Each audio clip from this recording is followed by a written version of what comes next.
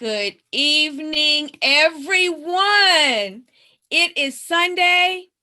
It is the final night of Black Women Equal Pay. And tonight, we are closing the wage gap. Want to welcome you all here tonight. We have something special, extra special, that we're going to start out with tonight. So, without further ado, I am going to hit the button. And hopefully, the button works.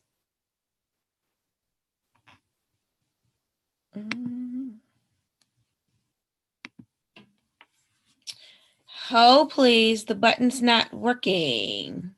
How dare the button not work? But anyway, while I'm getting the button straight here, think about some of the things over this week that have really, really touched you and really made you think about this wage gap situation. There it is. This wage gap situation and what you plan to do. Okay. Rose, can you check the chat, please? Yeah. Hey, y'all, hey. Yeah, hey, y'all, hey, while we wait.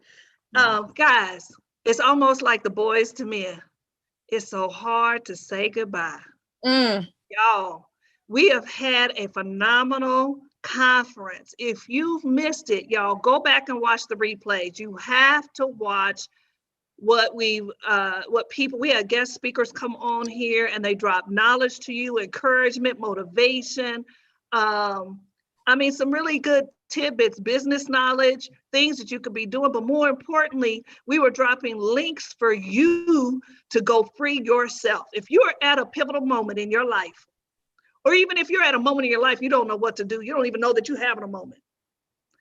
This is an opportunity for you to take advantage of $1 million worth of grants that you can receive a portion of it to free yourself. Maybe you've had a passion and have loved to do something all your life and you just didn't know how you were going to do it. Maybe you're still trying to figure out what your purpose is, but you know going to work and getting undervalued, underpaid is not it anymore. Maybe some of you have been sitting at home and this feels just too good, right? You're working from home and you're like, I cannot walk back into those doors when they open up. This is the time now for you to go to www.blackwomenequalpay.com. We are giving out 12 certifications that you can apply for. 12 certifications. And not only, let me tell you guys this, not only will you get the coaching necessary for you to be a certified in whatever area you choose, but you get the business knowledge as well. And we're going to have somebody talk about that later. But guys, you cannot be. I am a certified coach. I got my coaching certification in one place. They just blessed me and said, here you go. First of all, let me tell you, I was not in a face-to-face. I was watching modules and trying to figure things out and taking quizzes here and there. Had no one talking to me. Had no one answering the questions that I had. I had to figure it out and research it myself. That's not what happens with this certification. Here you will get face-to-face actual coaching. Coach will sit and answer as many questions as it takes until you get it. And so you need to take advantage of that because you're not going to find that. You're not going to find that. I challenge you, go research, go Google it. You will not find programs that give you or offer you a live coach for certifications. Answer as many questions. And so, guys, take advantage of it. You don't have to be lost. You don't have to figure it out anymore, not at least on your own. And then the beautiful thing is you got a community. You see all these ladies on here? You have a beautiful community. I see you, Jennifer. I see you just glowing. A beautiful community here that's going to support you. that's going to help you. They're going to love on you and give you a swift kick when you need it. So come on, come on, come on. Miss Rose, are we ready? We are absolutely, positively ready. And when I hit the button, let's hope it works. Cross your fingers, cross your toes, because here we go.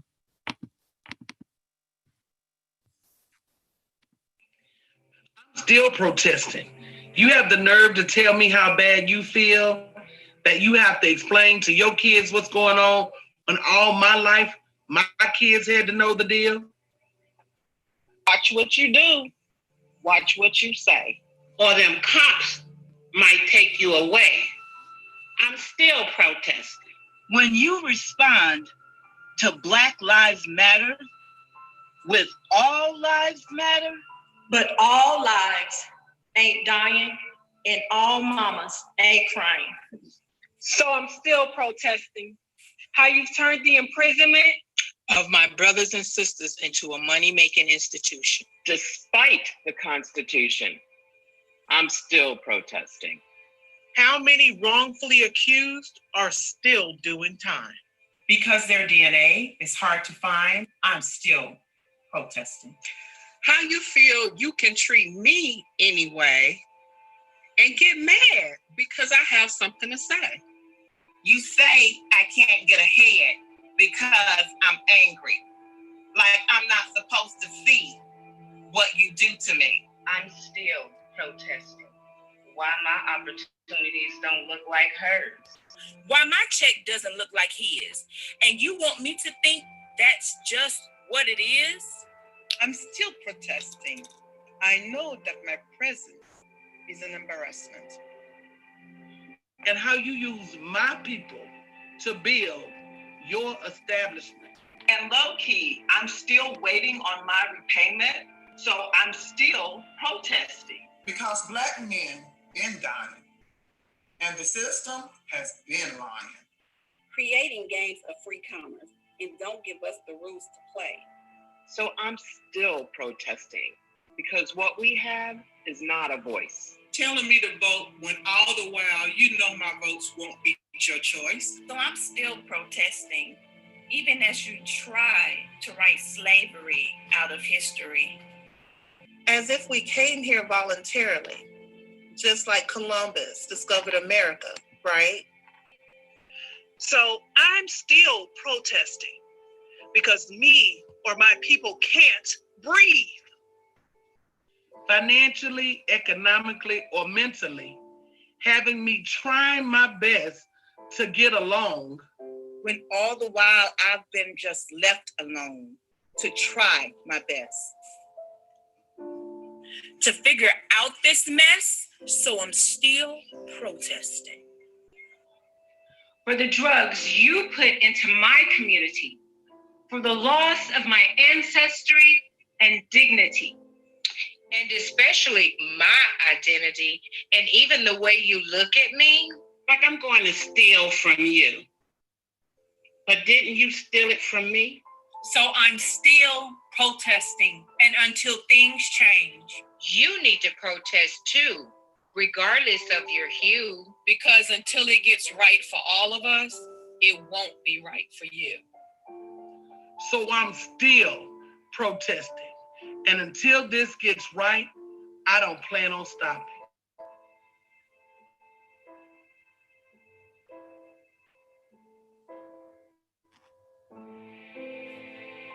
Get ahead because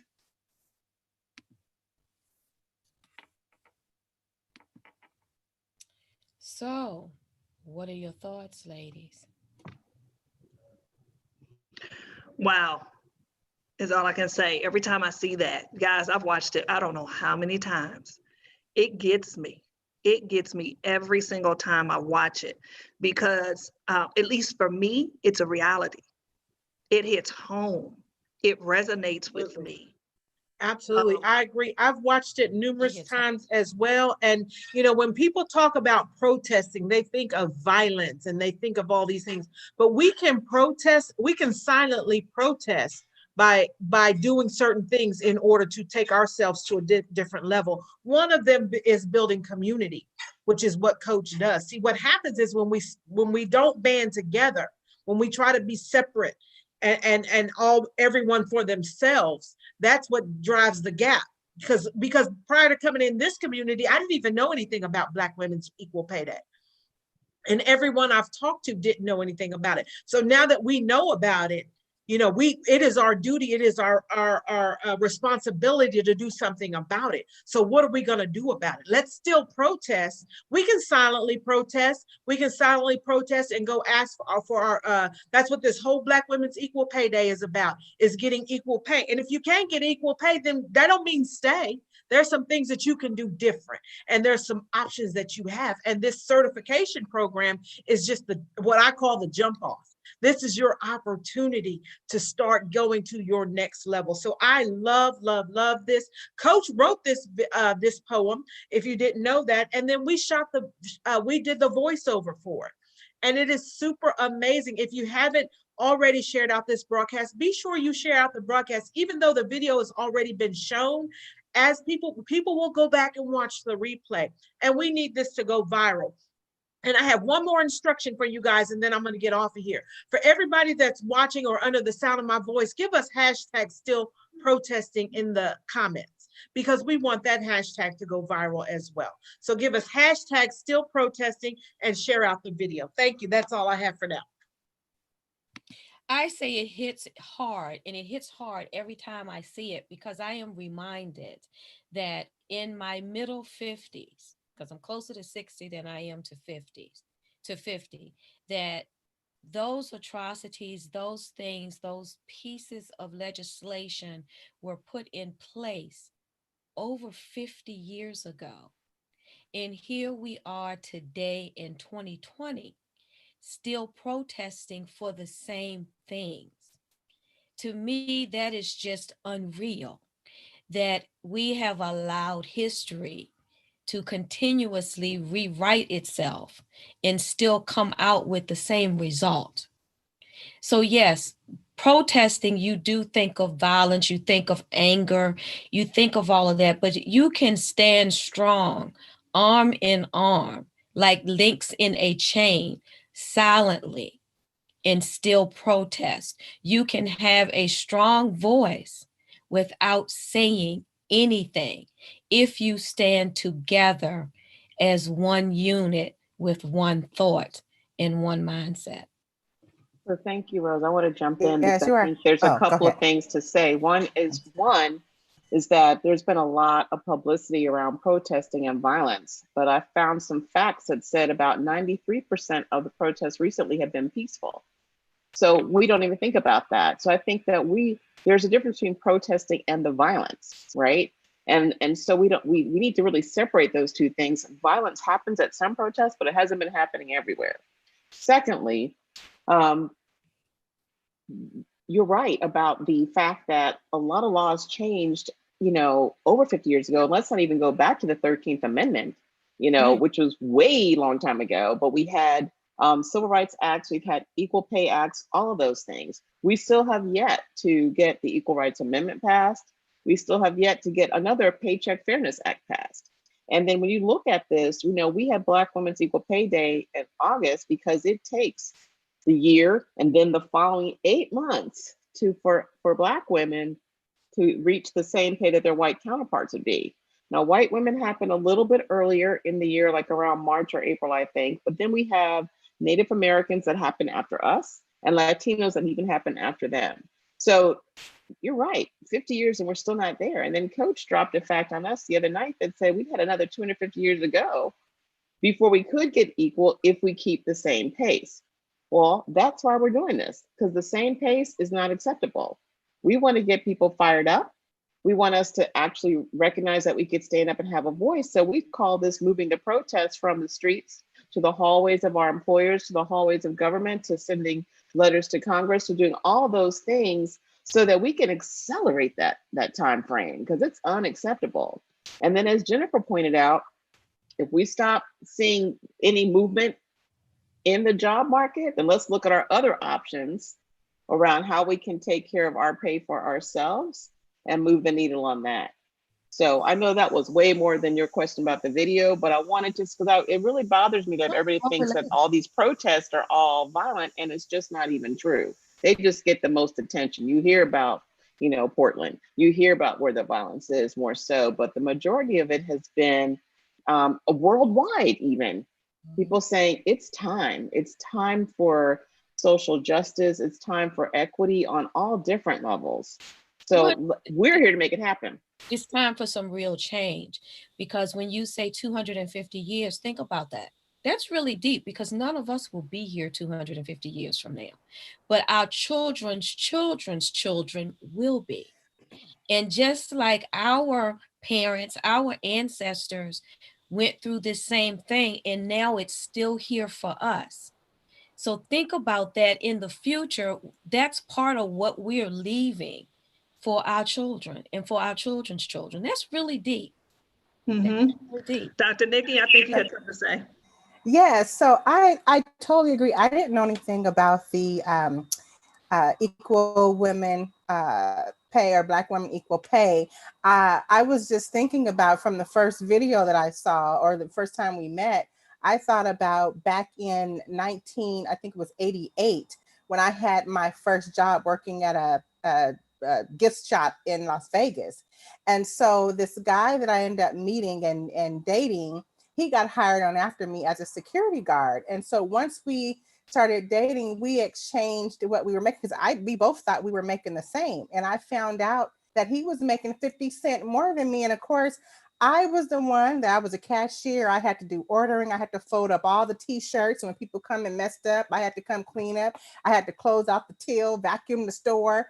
And all he had to do was walk his butt up and down from store to store. And of course, I was furious. I was like, okay, well, this is not fair. And that always bothered me. And then later in life, when I was in my early or mid 20s, I was a manager at a store. And I found out later on that one of the other managers, who was one of my Caucasian counterparts, was managing another store, and she was making more than I was. We both were on salary managing a store. And I was like, okay, something is not right. And so that's when I realized that I need to be an entrepreneur. And so now I create, what I put into my business is what I get out of it financially.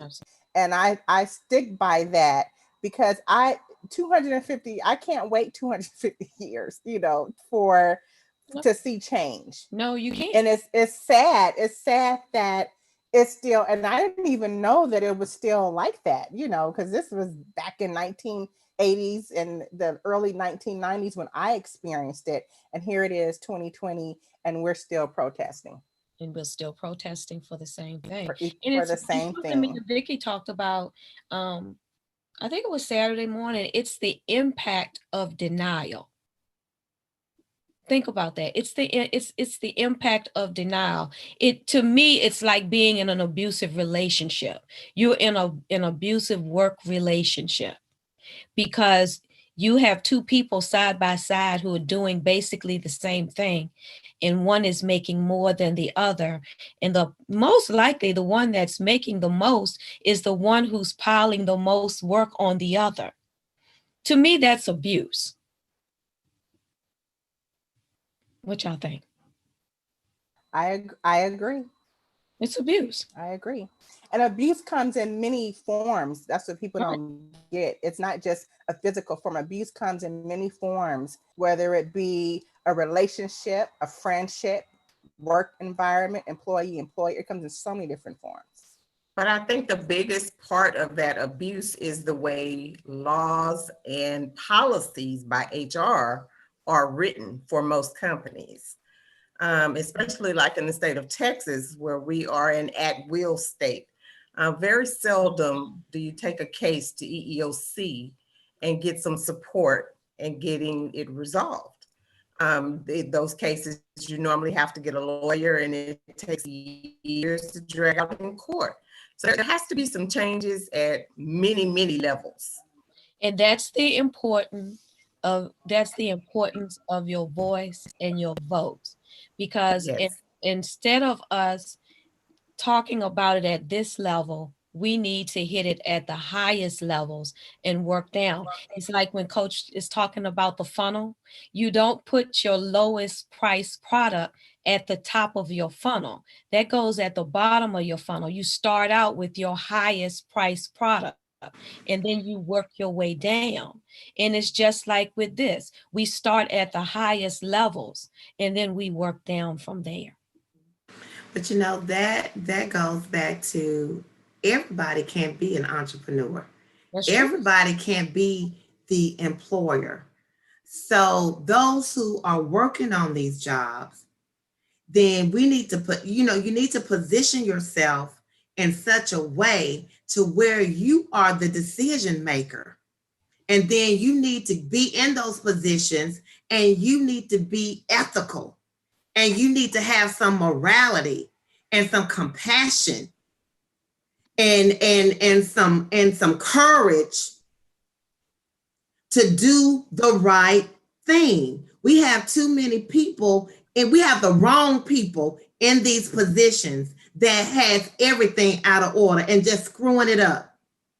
And so as Black women, as women, we need to get whatever we have to get, do whatever it is that we have to do, open our mouth, say whatever it is that we have to say, to position ourselves so that we can be the one that's making the decisions and making sure that everyone, that equality exists in the workplace. Absolutely. And when you find, and another thing is we need to stand together, because when you find that your counterpart or your sister has gone to HR or to the union or to wherever, you don't let her stand there by herself. You have to support her. You have to be there for her. You have to be if you're not the one going and you're not the one on the forefront, then you have to be the one that's on the side and on the back of her to keep her girded up while she fights this fight. She can't just fight by herself. So I'm going to jump in here because I'm sorry. Who was I talking to? Oh, that's okay. Go ahead. Can I jump in, Marnie? Yes, ma'am. Because I want to address this because Stephanie and I are doing a certification just around this, right? And one of the things we're doing is with executive coaching, because I've been in HR. So I can tell you that I've seen salary information. So I know it's factual that women are paid less. I know that happens. And there are systems and structures that maintain it. And the important thing is for us to support these women, like Vicki just said, support the women that are in corporate America, help them learn how to navigate.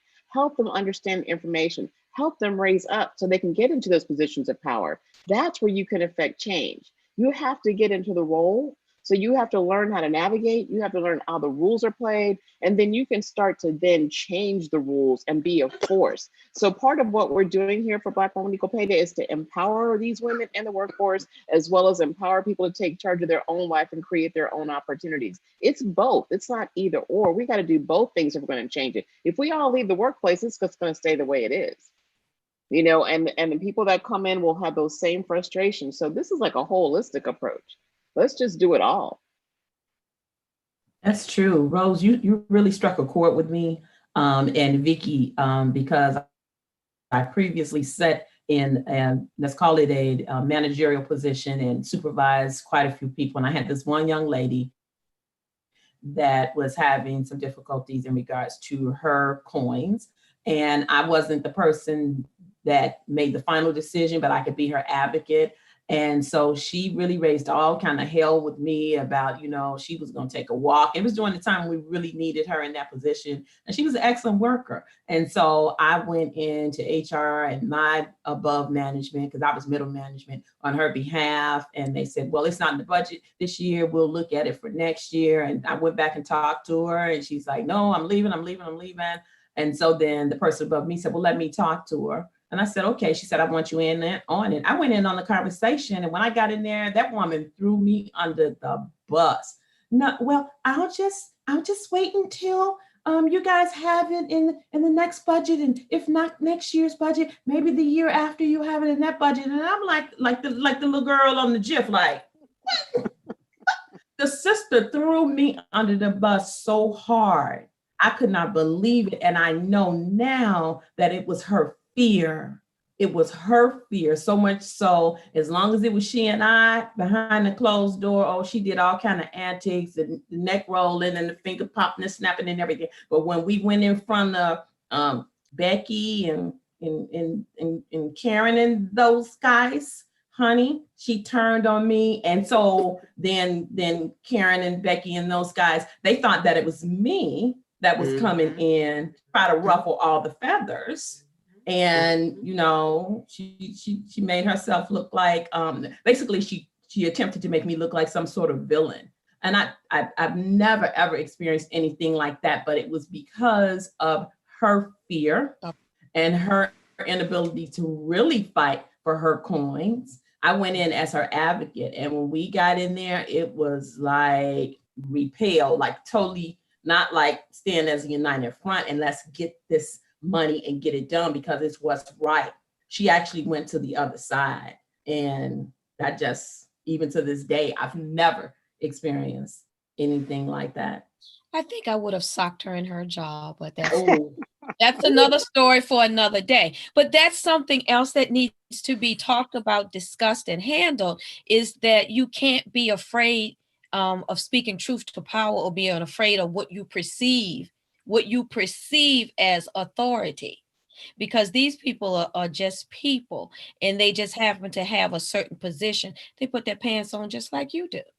And see what it is. It was her fear of what she perceived as authority. Yeah, I think I would have socked her in her jaw, but you know, anyway. Now on the tail end of that, she ended up being very disgruntled with me as her manager for the next 10 years. She was very disgruntled, even to the point of the position that I held at the time.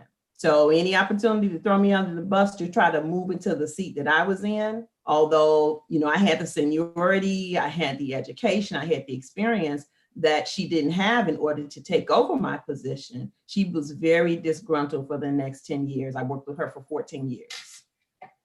Wow. You know, one of the things I want to just jump in here and say as part of still protesting is we got to remember, we got to show some grace. And I know it's easy to say I would have socked her in the jaw.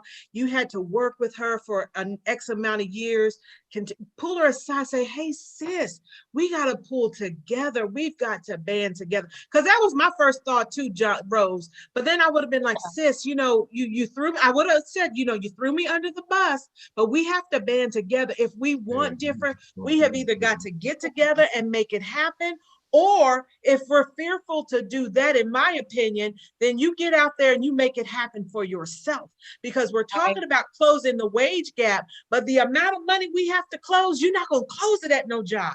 I'm sorry, you're not. I agree with you, but what's can I add something too? Sure, you can. What it boils down to is women got to stop grappling over a little bit of nothing. Cynthia say she coming for my job. Shit, girl, let me train you. Shit, you can have this dumbass job. Because at the end of the day, yeah. And when they walked me out of there, like we fighting to have something that ain't about nothing. They gave me a 15-minute warning, and after I had served all those years, and they walked me out of there. Now it cost them to walk me out the door. I didn't walk away empty-handed, that's for sure. And so, but what they did to her, because they knew that I was gonna, you know, be that rebellious one to say what I need to say and do what I need to do. So for her, they told her, oh, you can't leave. It's our busy season. And although we're laying off, we need you for the next 6 months. Then we'll give you your severance and let you go. And if you go look for something in the next 6 months, then you won't get your severance. You won't get anything. So they knew, them 15 seconds. Again, y'all, you and her. I'm gonna say you and her because it takes two titles. It was something. You and her spent all them years fighting over one desk. When, like I said, when you wake up, I would have said, girl, you could have this desk and everything, the pictures of my kids. You had them plants I brought from home. Because I thought, why I quit decorating my office at work? You know why I quit my last 4 years at work? You couldn't find a personal anything of mine on my desk. Why? Because this is not my space. Yeah. Stop decorating your office like you live there. Ooh. You are so right, Coach. Stop putting potpourri and bonsai trees and all that shit at your desk. Like you live there. You don't live there. That's not your permanent stop. Yeah. Coach, You you know the said a pictures lot I had right on the there. wall? Let me tell you the pictures I had on the wall in my job. Pictures of co-workers' kids. You know when the co-workers come by and give you some of the kids' cool pictures? I'm putting pictures up. People like, where the pictures of your kids? My kids the reason I'm here. I don't need no pictures. I know what they look like. I know what my children look like. Of my children at my job. The last 4 years of my job, there was nothing personal in my space to say to God, whenever you ready to take me up out of here, I'm not gonna need to stop and pack nothing. I'm not gonna need to stop and grab nothing. If I brought it in with me this morning, it'll fit in my hands. I could take it out. I didn't have no drawers full of deodorant and perfume and at one point I had so many jackets and coats at my job. I had a coat rack and girl, you done set up shop here. Hell, I don't live here. This is not my final destination. And be careful like that with everything. That's right. That's right. Be careful with like that with everything because wherever you set up shop, is you're saying, God, I'm comfortable here. Yep. And if you're not, stop setting up shop. We over here grappling over pennies while Bob and Bill over there splitting millions. Y'all better get it right. Y'all better get it right. Wherever you ready to leave, don't leave nothing more there. You ain't got to pack my box if you ready for me to leave. I ain't got shit over there. As long as I get my purse on my shoulder, I'm good. And then we tend to get upset when these jobs demote us or let us go. The job is telling you, you're not for this space no more. Your time here is expired. You're clinging on to something that God been told you to let go. And we do it in relationships. We do it. Women do it. We loyalty to a fault. We the example of no good deed goes unpunished. You spend all your time at that job, and then they looking at you to the side eye when it's time for you to go. And unfortunately, as women, we are not a commodity as we get older. I don't know what made corporations will hire an 85-year-old Bill and look at you sideways if you're 55. Something about women that we are just, even though we live longer and got plenty more sense. So we got to be careful that we're not putting ourselves in situations where we argue with each other over nothing. Whatever it is, you arguing over a man, he cheating on you. Well, he cheating on both y'all, whether you married or not. He ain't loyal to either one of you. What is y'all fighting for?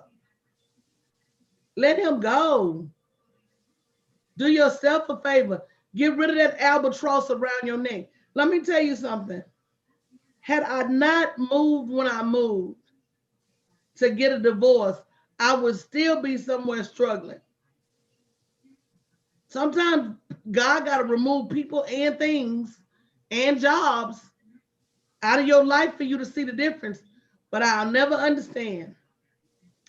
I'll never understand how we give everything to the things that give us the least. You give everything to your relationship and it gives you the least. You give everything to your job, it gives you the least. We even give everything to our friends, family, children, and they give you the least. But the one thing you have that will give you a harvest every time you plant seed in the ground and nurture it is this business. And you refuse to give it everything it needs. You won't get up early and till your ground. You won't get up early and spread your seeds.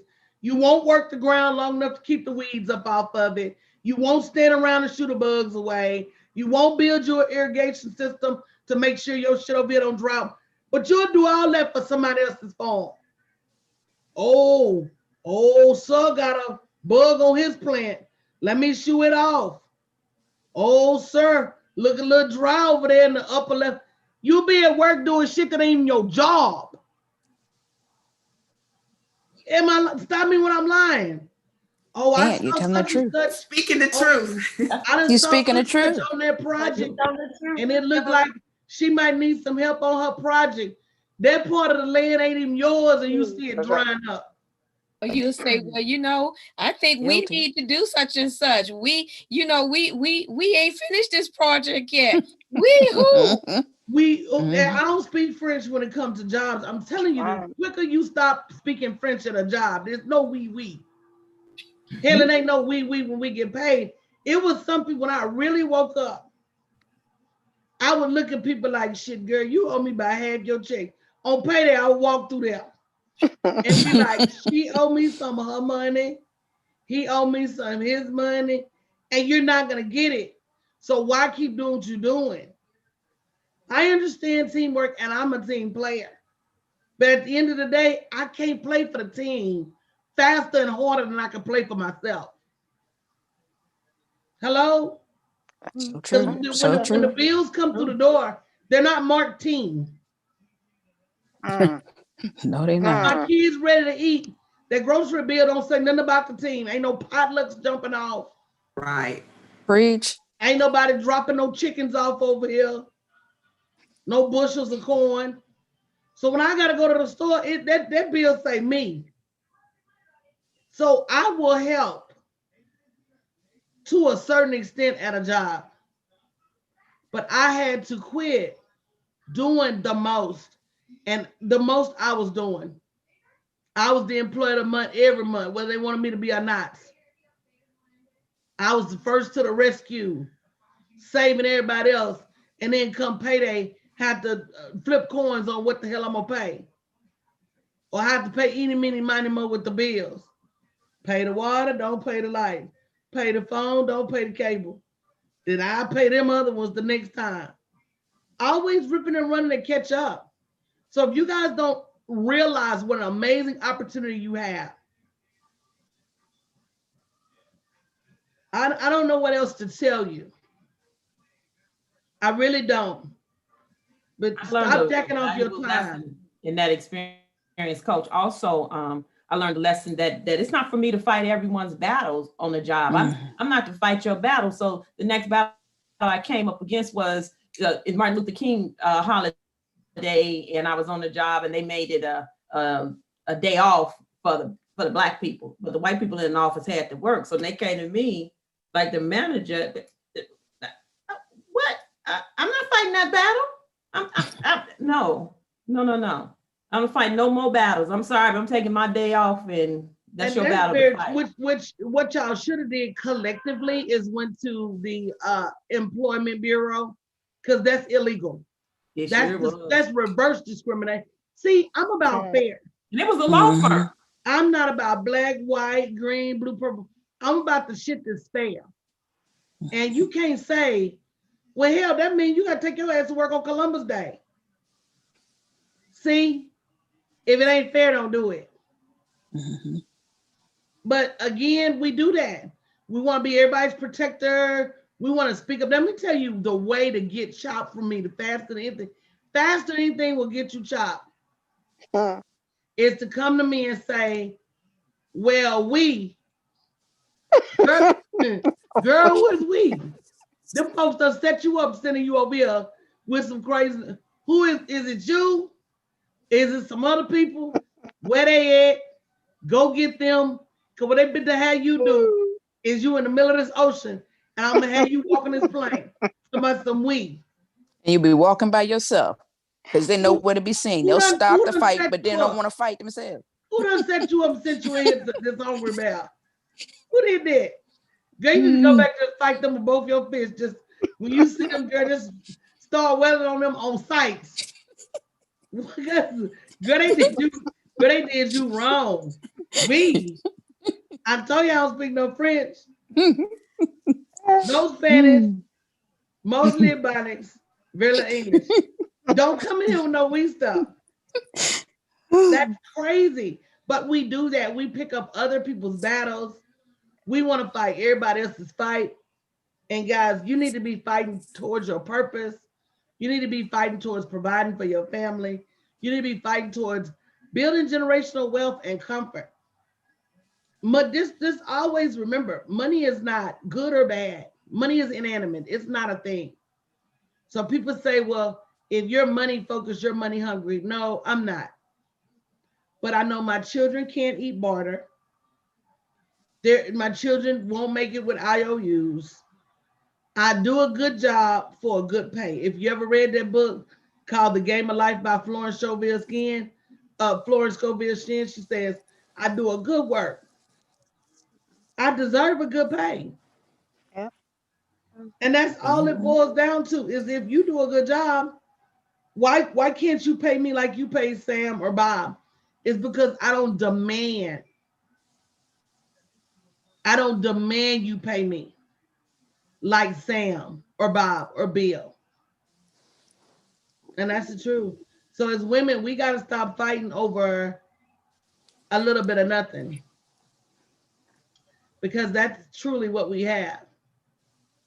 And to be honest, that's across all races. If you sit in a room and you put a blindfold on, and I've done it, I've orchestrated workshops where it was equal parts Hispanic, Asian, Black, white women. You put the blindfold on and listen to them. We all got the same insecurities. We all overextend for everybody else. We all are at the lower end of the earning spectrum. We all got the same problems. And so until we do something different about it, they're going to stay the same. The problems are going to stay the same.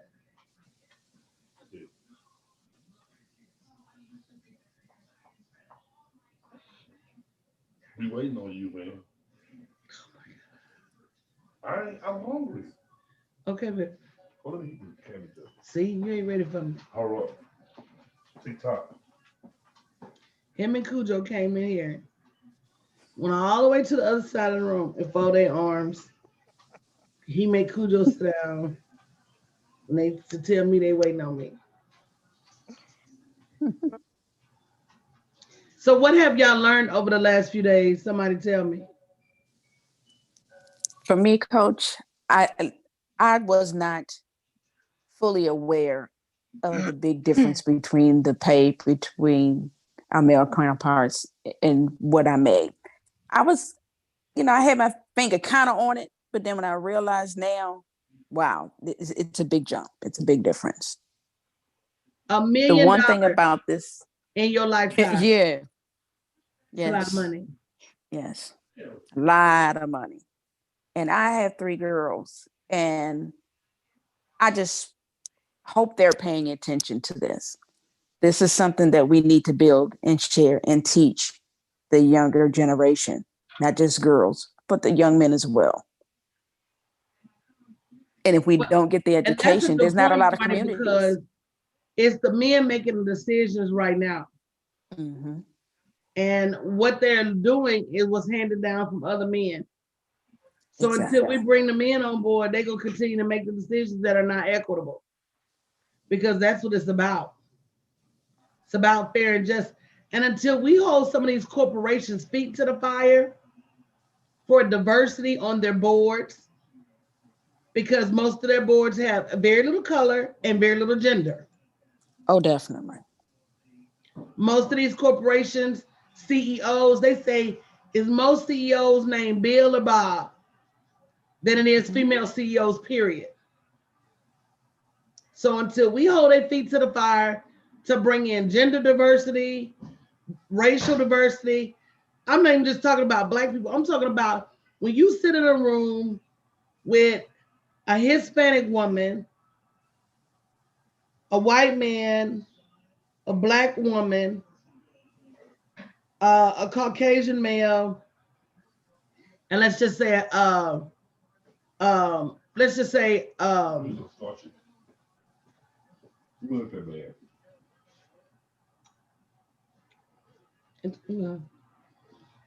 of them have different backgrounds. And when it comes time to solve the problem, all of them are going to bring something different to the table.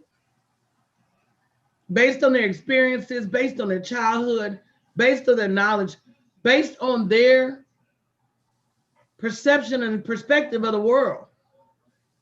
We need that. We got too many problems not to have it.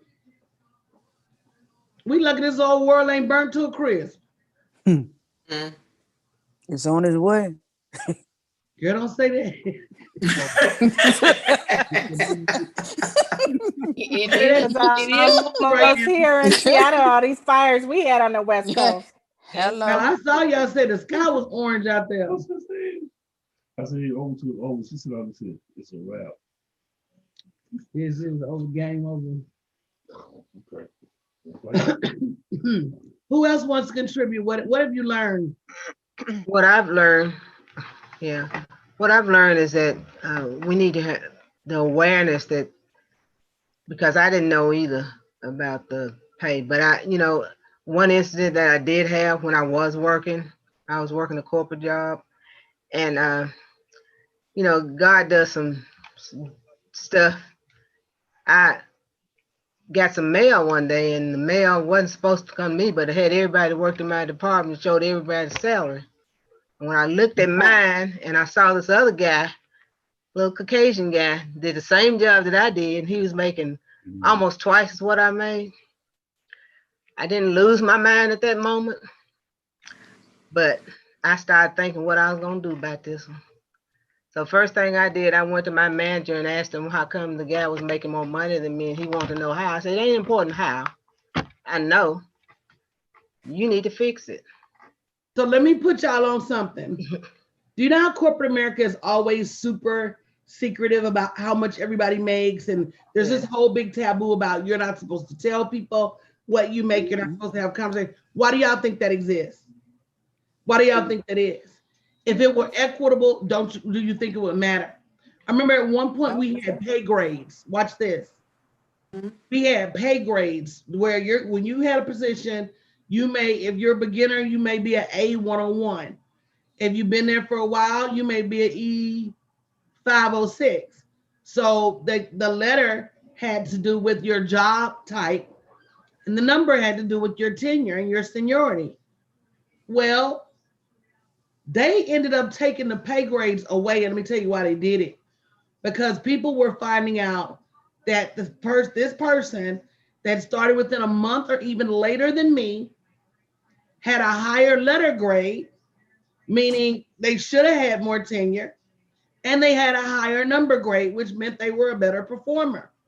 But if you looked back at my hire date, I was hired earlier than them, so I should have been the higher letter. And if you look back at our performance reviews, I historically outperformed them, so I should have had the higher number. It was making it too easy for them to sue people. It was just making it too easy for lawsuits, because we would put your pay grade everywhere, literally when you clocked in on your desk. And so it would be very easy for you to ascertain who had a higher pay grade and didn't deserve it, and who had a lower pay grade. So they took a year literally and scrubbed pay grades completely away. And the reason they did it is because you were able to quickly see who among you was making more and wasn't doing their work. Because if I'm an A105 and you are E615, why I gotta get this presentation together for this governance meeting? What's wrong with your computer? What's wrong with your PowerPoint? How is it that I'm speaking up at all these meetings and I'm doing this and I'm doing that, and your pay grade or 2 great pay grades, or even in some cases 3 and 4 pay grades higher than me? So they got smart and they took away the pay grades. So at that point they could just pay people, and then they started, don't talk about your salary. And has anybody ever heard that? Oh yes. That's why yes. they do it. That was told to me. Don't talk about your salaries. That's why they do it. Funny how those envelopes come around and everybody's stuff in it. It happens to fall on the floor. Exactly. Or somebody else cannot look at it. They leave it on the desk accidentally. No, what happens is, let me tell you the scoop for those of you who are still in corporate America. Go to the printer once an hour. They will leave it. Just go to the printer, flip through what's on there, put it back in the order you found it. These in the land where people don't have printers in their office, and they got these big communal printers. People just print stuff and go get it right away. Especially People doing print review, stuff and especially then they doing review eventually time. go get it. You're gonna run into some top secret, ain't nobody supposed to know, your building finna close in 6 months type of information.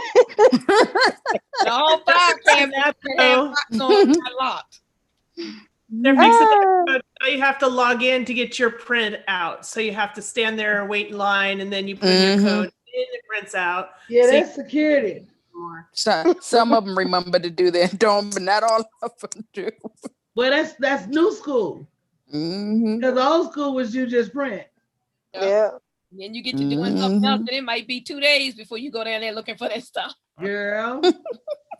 My last job, Coach, they got rid of that pay grade, but now they have job codes. So if they wanted to lay someone off, they can't really fill that position again, right? So then they just come up with a new job code with a new description, and that way they can still hire someone else to do the same work, just under a different code. Yeah, these folks real slick. Camouflage. Dirty. Yeah, I mean, the links they go through not to pay folks right. But once you know better, you just have to do better. And you got to think about, until we protest, until we say something. And there's a lot of different ways of people protesting. I don't know what makes us think we got to stay at a job. You know what I'm saying? There are other jobs hiring, and I'm not going to say it's going to be much different, but it makes you more competitive. When you go out, you're going to automatically make more by leaving the company you're at and going to a different job than you are staying in the company you are, trying to work up through the ranks. And that's what men do. They don't have no loyalty. So every 3 to 5 years, if you watch them, my old boss came from American Express, got a huge increase, huge title change, stayed at Chase 3 or 4 years, left Chase, went to another bank, again, a high title change, more income. That's how they get their increases so quickly. But see, somebody taught us to work from the bottom up. Well, girl, if you just work hard enough, eventually you'll get promoted. And so we don't stay on top of our resumes. We don't do the level of networking. Now, I know why we don't. Because we got to run home and get the kids, and we got to run home and do homework, and we got to run home and cook dinner. So I can't be hanging all out with you at the country club, hobnobbing and this and that. I got to go to the grocery store. But we've got to find a way as women to bring that connectivity together so we can help each other understand how to be more competitive, both as entrepreneurs and corporate employees. And at the same time, yeah, your man. I feel like a lot of people definitely need that corporate, the corporate leaderships and the HR people so important, because during the times when I was looking for my next level of employment, even though I had obtained additional pieces of paper, and they probably couldn't ask my prior employer about my salary, they said resume required and will not be considered or reviewed unless you say what your salary history was. And then they gave the salary for the new position at the new company based on what they saw the resume said the prior salary was. So they couldn't ask the former employer when they called for the reference. So they put the onus on the person, the candidate for the position, and basically said the resume will not be reviewed. You will not be considered for this position within this company if you don't divulge your salary history. I'm telling you, it's a lot of little ways they get you, but you got to stay up on your game. You do. And that's where that company shifting helps, because you get an increase at this job and then you go on to the next job, come with a good reason why you left them and keep floating. I have always been a job where they close, the doors are closed. I got to go eat dinner, y'all. Y'all keep hearing him? Yeah. You keep hearing him in the background? He said you got to do all that and still find a way to take care of your man. Y'all hear him? right. Yeah, yeah. Mm-hmm. Coach, That's I crazy. you better go Heard take them loud. We heard them loud and clear. I'm gonna call y'all bright and early in the morning. Nunu, check your inbox. Rose, Tisha, I'm gonna see you later tonight. Hopefully you'll find some time for me. Oh, Girl, look, you gonna be looking for me for I'm looking for you. Watch. you miss Tisha. I'm about to send you a message now. I'm gonna see if I read it. Bye, y'all. Bye. Bye, Coach. All right. I'm wondering if we should get started with our speakers. Anybody else want to say anything before we maybe move to Just Miss one quick thing. Jennifer I just want to tonight? say that this platform is bringing awareness that some people never knew anything about, and especially to the younger. You know, we have our millennials that they flip flop everywhere, but they're really not aware of what's going on. So I think this platform has really brought light to that to the situation. Maybe then they'll take heed and start demanding to be paid equally what from the counterparts are. So I'm just thankful that this platform, coaches made this platform available. It's been a learning experience for me. I don't think we have to worry too much about the millennials in that aspect. I was gonna say that, because if they don't feel respected or they don't think it suits their needs, they don't have out the door. walking away. They'll walk out the door. You'll tell them No something, loyalty. and they'll turn around while you're talking to them and going on out the door. So no. And then the millennials, they like, I remember when I was in college and I would work summer jobs. I mean, I would get paid like $6 an hour to clean hotel rooms. And nowadays I have a she's like a niece to me. So she's in college and every summer she works an internship at Microsoft and she gets paid like over $5,000 just for that 2.5 months on top of bonuses. And now they pay for her housing and all she has to do is buy food. And so I don't think millennials, like you said, I agree with you, because I was like, and if Microsoft does something to piss her off, she'll tell them to get $5,000 in that stipend or whatever, and she'll go on out the door. Exactly. Won't think twice, won't look back, don't care.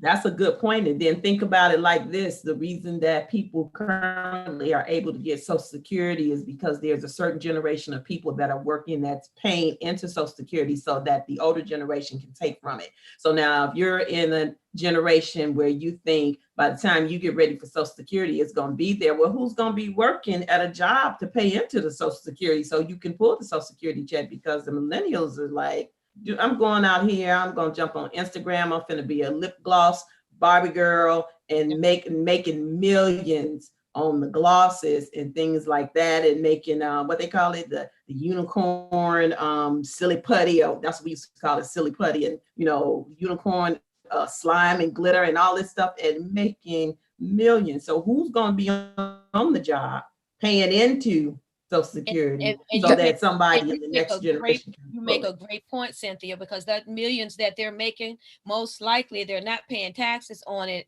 until they are made to do it. So nothing is going into the system. And that's another thing. As entrepreneurs, we need to be mindful that we are, a lot of times when people start businesses, the first few years they take a loss. Or sometimes intentionally so that they can keep their cash in their pockets or put it back into their business. But what you don't realize is when you're not paying into the system, okay, if you're out of work a total of 5 years, say you've worked like we worked 30, I worked 20, 40 years. Ooh, don't tell nobody that, y'all. I worked 40 years. Well, over that 40-year time span, I've been paying into the system, into the Social Security system. Okay. I have now retired. I retired in December. I have 5 years to pay into that system. If I do not pay into the Social Security system within 5 years, all of those work quarters that I accumulated over all these years working are now gone. They're completely gone. So then you may get sick. okay, before you reach retirement age and you go to file for disability. Well, guess what? You got to prove that you're disabled to a certain point. Well, if your work quarters have dropped off, then you're no longer eligible for Social Security disability. And you can't get full retirement because you're not retirement age. So those are things that, and I know this because this is what I did for 20 some years.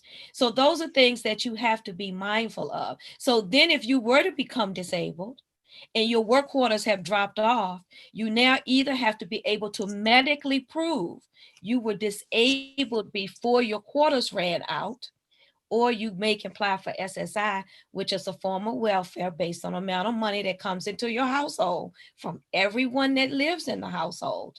And it's only $775 a month if you get it. Wow, y'all, you're giving me a headache with all that. This is why we are on here tonight to talk about options, right? Yeah. Because this is just, it's just too much. And you wonder why people on Sunday nights start getting stressed. We talked about that anxiety level starts coming up because you know you got to go into work. You know you either got to sit in your car for an hour or 2 hours to get to work. You know once you get there, you got to listen to that stupid advisor. You know once you get there, somebody gonna get on your nerves and you won't get to take the breaks that you need to because you got too much to do and you want to hurry up and get it done so you can leave on time and make it back home. This is why we are here. You hear all these stories, all these things that are affecting people. But guys, we have to, we already said we have to be united. We all have to take a stance. It is systematic. You do have EEOC, but then they're part of the problem too. And so you going to them, you've got to have a strategy behind that and how to utilize them. Because yes, any company that has more than 60 or is it 50 plus employees, they have to come in and evaluate their whole system. But they don't really get into the nitty gritty of salaries and saying who's getting paid what. And that's the problem. And if you work in private industry or in an at-will state, none of that mean a hill of None of it means exactly anything. You can go. So guess what? In an at-will state, your boss can look at you and say, "Rose, them some ugly ass shoes you got on today. You fired." Right. They can do that. But that's why there are options. Just like the millennials, we sometimes have to adopt that attitude. We're worth more. I have more skill sets. I can do all kinds of things. People always come to me for this, that. I need to utilize that, or I need to recognize my skill set and know how to transfer it to something different. So we have some special guests, y'all, and I'm so excited. And Rose, I'm gonna let you go ahead and introduce them so we can jump right on in so we can hear them and end with a bang tonight, y'all. So thank you guys for joining us. And if you're just now coming into the broadcast, first, make sure you share. And secondly, make sure you go to Black Women Equal Pay Day. Again, www.blackwomenequalpayday. We got a free gift over there for you. Go get it because it is thebomb.com. It's myth busting things about women and working and how, what they think about Black women, period. So make sure you go grab that and also register so you'll get notified when we do more BWEPD things. And so no further ado, Rose, take it away. Okay, everybody, this is how the rest of the evening is going to unfold. I am going to move you all out to the audience as usual, and we will keep our speakers here in the room. Our first speaker will be Jennifer King. And I'm sure Jennifer King is going to talk to you all about exiting your job and how you can stop, one, being a slave to your job and sharecropping on somebody else's land. So Jennifer, everybody turn off your cameras while I move you out. Mute your microphones, and Jennifer, take it away. Thank you so much, Rose. And I have host controls, correct? You should be a co-host, yes, ma'am. I put myself on mute. I want to thank the Black Women's Career Council for putting me on program. I am super excited to be here tonight. It has been some rich conversation, but I'm going to shift gears on you guys. And then I came in at this time on purpose at 10 o'clock on Sunday night on purpose. If you have to attend a job tomorrow whether it be at an office or at home, I want you to comment me in the chat. And I'm going to tell you why I came in here at 10 o'clock p.m. Central Standard Time on Saturday on purpose. Comment me in the chat if you have to go to a job tomorrow. I want to see it in the chat here. I want to see it in the chat on Facebook, because I'm talking to you. And I want everybody to share out this broadcast. Let me just share it again on my page, just so everybody in my circle knows, because anybody that knows me, they know that I'm not about going to that plantation anymore, because I went there for a long, long time. And as we talk about equal pay and closing the gap, when I get into the presentation, you will see you will not be able to close that gap at a job. And listen, guys, I presented for Black Women's Equal Pay Day last year, and I just pulled my same presentation because ain't shit changed. Nothing's changed. There's still a gap there. Some of the links in the presentation are a little bit different. So guys, if you haven't already registered at bit.ly/freewomen2020, or go to blackwomenequalpayday.com, blackwomenequalpayday.com, blackwomenequalpayday.com, and get registered, get your business grant. Because when I get done with you, I want you to be mad. I want you to be mad about what you've been dealing with. You know, Rose was having a conversation about Social Security. She was saying some stuff that I was like, oh shit, I didn't know that. But you know what? I'm saying, oh shit, I don't even care. I don't even care, because I'm not working no more quarters for nobody. I'm not paying into nothing else for nobody. Keep your Social Security. While I paid in for over nearly 34 years, if not more, I'm not waiting on that. I'm not waiting on that. Now, I will get with my accountant and see what I need to do to make sure I get that little $1,500 10 years from now, but I can't wait 10 years.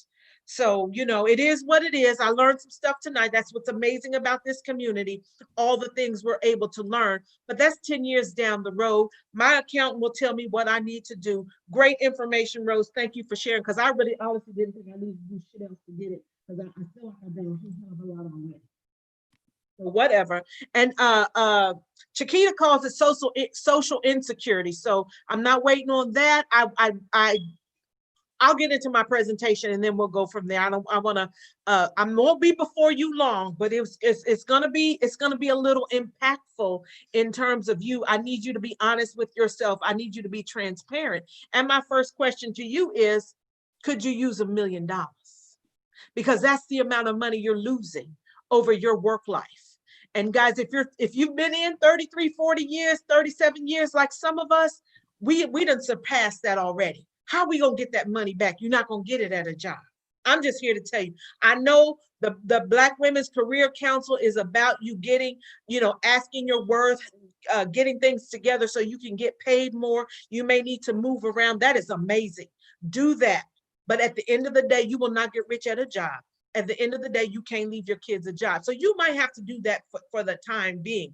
But the big goal needs to be to get out of there. I can't wait for Coach and I to be on Good Morning America, and we be these women, and they'd be like, who are these women teaching all these people how to build a profitable business online? And now they're making all this money. So we no longer have an unemployment rate. We have an employment rate. We need 36% of the Americans to come back and get a job, because now we have all these jobs. We don't have people to fill them. But by then, you don't need to go back, because you're making more money now than you've ever made before, because you will never get rich at a job. So let me get into my presentation. Again, I won't be before you long, but I'm finna go in. I'm fixing to go in. Let me see, where is the presentation? Hang tight. Here we go. Here we go. Let me move this out of the way. Let me get a full screen here. And why is it on my last slide? Let me back up. Hang tight, guys. I really am technologically challenged. I'm just gonna bootleg it and go back like this. I know it's an easier way, but you know what? I don't even feel like figuring it out. So I'm mad as hell. I'm mad as hell. This is my presentation. Guys, my name is Jennifer King. I'm referred to in the community as Nunu. My clients hire me to help them build frustrated employees. Frustrated employees hire me to help them build a profitable online business. So that's what all my clientele is built around, frustrated employees who are mad as hell. And I'm going to talk to you about what MAD stands for. You know, back in the 80s, they had MAD, Mothers Against Drunk Drivers. I'm going to remix it. And I need you to get mad as hell. And I'm going to tell you what that stands for. Of course, the amazing organization, Mothers Against Drunk Drivers, did a lot of great work, grassroots work. So we're going to do some grassroots work here as it pertains to Black Women's Equal Pay Day. So let's get into it. Now, I know we've heard different things. Again, this presentation was from last year. It's anywhere between 60 and 65% 60 and 65% that we're being paid for every dollar that our male counterpart is getting paid. Why is that? We had many stories over and over again, all the women talking about how they didn't know, right? And then once you found out, how much changed? Not much change. You have corporations saying, don't talk about your salary. Don't do this, that, and the third. We don't want other people to know because they want to cover it up. But now I'm here to tell you, as part of this initiative here, now you know. So what are you going to do? Because at the end of this presentation, I want you to be mad. I want you to go to work tomorrow, mad. That's why I came in here at 10 o'clock at night, as you're getting prepared for tomorrow, to go to the plantation to share crop for somebody else, right? So I want you to be mad. Now, I still want you to go do your job. Now, don't go over there acting a damn fool and say, Jennifer told me. No, I didn't tell you that. I told you to go be mad. We're going to still protest, silently protest on what we're going to do different. And when we walk out the door, we're going to walk out with a smile on our face, and we're going to say to the American people, I'm still protesting. I don't have to be here. I need to go build some generational wealth for my family. Before getting in this community, I didn't know anything about Black Women's Equal Pay Day. And oh, by the way, if you haven't shared out the broadcast, be sure you share out the broadcast. I tell this story all the time. I wouldn't be before you right now if someone had not shared the broadcast with me. If I hadn't come across Coach Danielle Winningham, I'd be going to the plantation tomorrow, getting ready to enter my 35th year. Yes, you heard me, 35 years. If you don't do something different now, that's going to be you. So I ask you now, what does your 60-year-old life look like? Have you even thought about that? This is all about awareness. This is about protesting. How can we band together as women and protest about this unequal pay? So what could you do with nearly $1 million? You might as well call it $1 million. $942,120. I want my damn money. I want my damn money. And staying at that job, I wasn't going to get my money. And I'm 52 now. Got to get going to close that damn gap.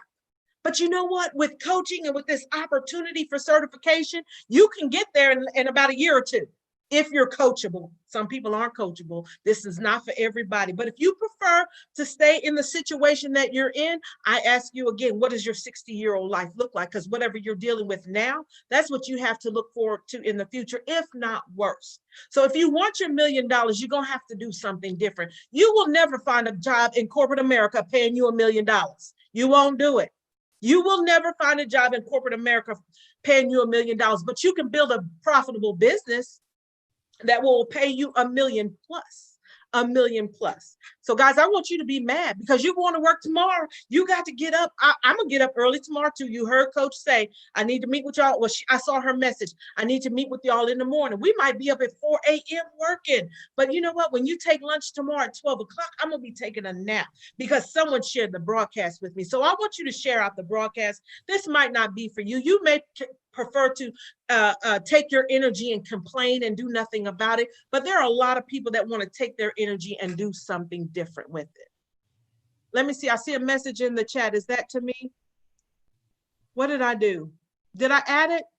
Black women equal pay. Yes. Thank you for doing that. And we might want to put that over on Facebook as well. So I want my money. I'm mad. I'm mad. This is my presentation from last year. Nothing's changed. What did I need to go in and change? We ain't closed no damn gap. What did I need to change? Hell, I probably needed to up that number. I'm pretty sure it's probably right at $1 million. What would you do with $1 million?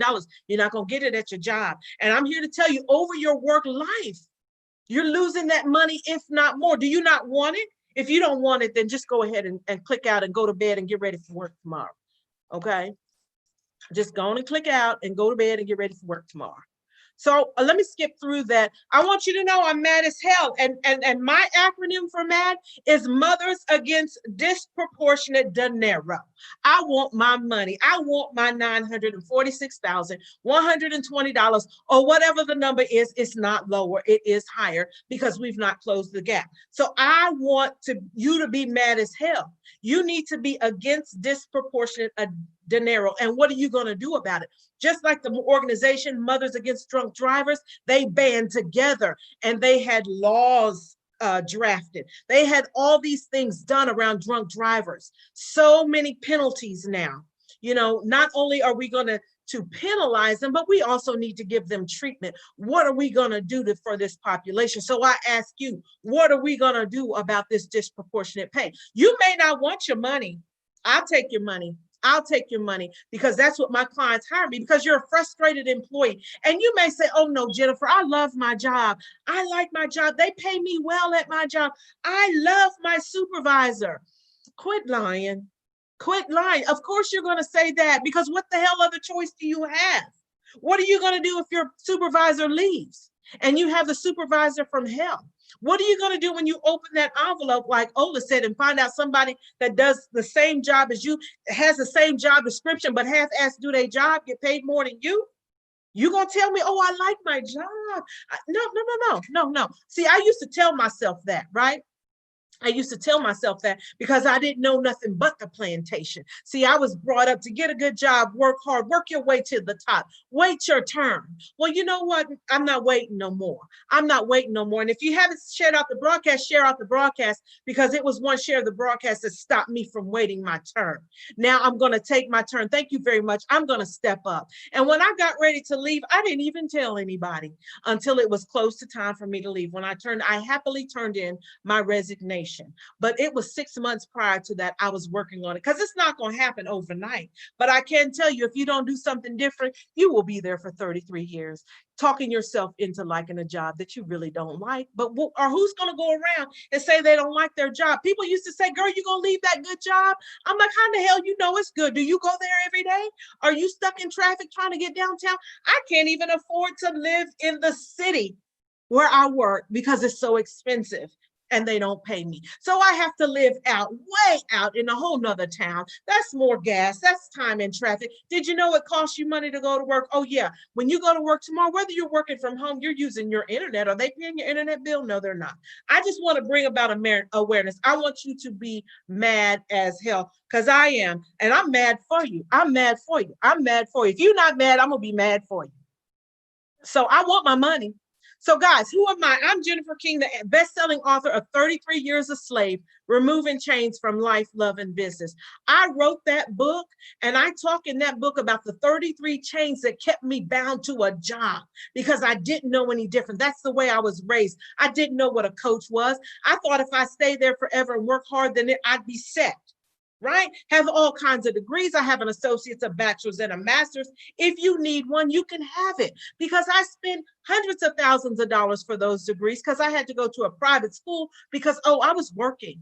I was working at a job while I was in school for a better opportunity. Oh, I got promotions, right? But they still didn't pay me my worth. 33 years a slave. And you know what? If you commented me in the chat and you have to go to work tomorrow, you're a slave too. You're going to a plantation. You're going to go build somebody else's dream. Do you have a smile on your face, or are you mad yet?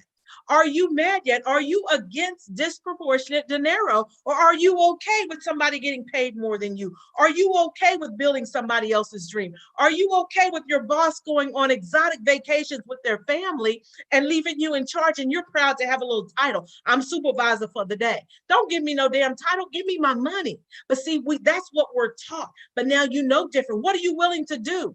Are you going to go get registered, even just to get information about the certification? Right? The certification program, that's a $6,500 program that you can get a $5,500 grant to get $1,000 off of that to start your business. Oh, and by the way, this is the same program I started with to build my business so I could turn in that resignation letter. Oh, but I didn't get a grant. But I'm not mad. I'm excited for you. Are you willing to go in and get it? And we just graduated an amazing class of women.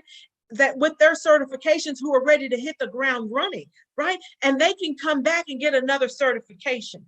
And it's a collaboration between 14 coaches and coach. It's a 10-week program that she is going to spend the first 7 weeks teaching you foundational things. You know, a lot of people have businesses. Oh, I have a business. Go to my website and all these shiny objects. You don't even need that. You need a coach. Because you know what? You wouldn't even be still here curious about what I have to say if your bank account reflected what you wanted to reflect. So you don't even have to listen to what I have to say. I'm going to ask you to log into Wells Fargo, Chase, or wherever you bank. And I want you to look at your checking account and your savings account. Okay? I want you to go do that. And if you like what you see, that's great. If you just got paid and you got a shitload of bills to pay and you can't even pay them all, then I encourage you to even come get the information. Are you willing to even come get the information? So I want my money. I talk in the book about all the chains that kept me bound, chains in my mind, working hard, jobs, love, education, more education, legacy, comfort, and complacency. All these things. You see, Coach had to work on my mindset. Can y'all put that in the chat? Can you comment mindset in the chat? Because if you disagree with me, I'm going to challenge you to open up your mind. Comment mindset in the chat. And if you disagree with what I have to say, I want to have a conversation with you because you're not being transparent. Because if you liked what you were seeing, if you liked what was in your bank account, you probably wouldn't even be here. But if you ever complain about your job, if you ever complain about your situation, your financial situation, your living situation, your relationship situation, I need you to be transparent and be honest. Don't lie to yourself like I did. For 33 years, I lied to myself. Everything's okay. It's not that bad. It could be worse. There's always somebody that's worse off than you. But damn, I was broke. There will be these days I couldn't even go to work. Remember I said I didn't live in the same city I worked because I couldn't afford to live there? Well, sometimes I didn't even have gas money to get there. And we're talking about, you know, I had a little title when I left. Regional Director at the Texas Department of Criminal Justice. Broke as hell. Keep your title. Can I get some more salary? Actually, keep your title, keep your salary. I'm out. I'm out. I'm unemployable right now. I want to have an employment rate, not an unemployment rate, but an employment rate where we don't have enough people to work the jobs. Right now, it's the reverse. We don't have enough jobs for people. I want it to be the reverse. And the only way it's going to be reverse is for you to share out the broadcast, get the word out, get mad as hell. But if you're okay with what you're getting paid, if you're okay with doing other people's job, if you're okay with the lies that are told, if you're okay with all of that, then go to bed and go to work tomorrow. Okay, this is what it felt like going to work. This is going to be you tomorrow, like a damn explosion, traffic, co-workers, supervisors, stress, being overworked, underpaid, and undervalued. How can the hell can you keep a smile on your face? Let me say that again. Traffic, co-workers, supervisors, stress, overworked, underpaid, undervalued. But you go there. You're going tomorrow. You're going tomorrow, and many of you have not even registered to get a grant to build a business that can free you from your job. I don't get it. I don't get it. I don't get it. Maybe you can explain it to me. I'm gonna give you my link. We can jump on a call and you can explain to me about how you love traffic, how you love those messy coworkers, how your supervisor is stupid. You make them look good. Coach talked about doing presentations for the governor. I used to have to do that for the board, for everybody. Why wasn't my director doing that? Because he didn't know what the hell he was doing, but I was doing it. Okay, I'll do it and just get up there and kill the game. Still broke, but still going to work because I didn't do anything about it. I didn't do anything about it. You know now, and when you know different, you got to do different. And if you don't do different, then go get in the traffic tomorrow. Go be stressed out, be overworked, underpaid, and undervalued. That must be exciting to you. It must be exciting to you. I'm not real sure. It's not for me. Let me keep it going. I want my money. I want my money. Okay, so let me I don't know, what's my time looking like, y'all? I'm gonna skip through some of this because I know, I will get to going and going and going. And so let's see, do you want out of this war zone? This is like Beirut. Child, this like them damn fires in California, Washington, spilling over into Arizona. I feel for those people. I'm praying for them. I've lost an entire house, everything in a fire. My house burned down in the Bastrop fires in 2011. I lost everything. I walked out of my house with my good wig because I had hair back then. I was wearing wigs and my son's nebulizer. I had nothing. I didn't even have insurance. So I lost everything, but I was out of work for 3 weeks, still went to work, showed up because hell, I got to go to work. So, Kristen, I got to go to work. That's our focus. You got to go to work tomorrow. You're already thinking about the projects that are pending. You're already thinking about what all you have to do tomorrow for somebody else's money, not yours. For somebody else's money. You're thinking about that $1 million contract or that $1 million project you're on, eager to work on it, wanting to lead the team, do a great job, and then they don't even give you no damn bonus. Okay, I want my money. Are you willing to do different? I got out of the war zone, and you can get out of the war zone too. I talked about all those chains that kept me bound. They're keeping you bound. I promise you they are, because you don't know any different. And I'm not speaking down to anybody. That was me. It was one share of the broadcast that brought me across Coach Danielle Winningham, who I started listening to. She shifted my mind. I got to get the hell out of here. This is not good for me. This is not healthy for me. I'm not going to make it. What is my 60-year-old life going to look like if I'm struggling at 51? What the hell is going to change? If I'm struggling at 51, what is 60 going to look like? If you're 40, 30, if you're 30, what does 40 look like? If you're 40, what does 50 look like? Whatever you're dealing with now, it's not going to get any better. You will not close the gap at a job. I'm sorry. Now, Stephanie and Cherie are amazing. They will teach you how to possibly move to a different position, go ask your worth, do some different things, but I'm still going to recommend you get on a plan to get the hell out of there. Because you can't leave that job to your kids. You cannot leave it to them. So what type of legacy are you going to leave to them? You got people who can't afford life insurance because they got to pay their bills. Right? So if something happens to you, you already struggling, your family's struggling, you can't afford an insurance policy. What are they going to do if you leave? We sit and we hope. We sit and we hope nothing happens instead of being proactive and doing something about it. You got to get out of the war zone. There are things exploding all around you. You don't see it because that's your normal. You don't see it because that's your normal. You need to go get registered and get the information. And if you're saying, I can't even afford $1,000, Jennifer, figure it out.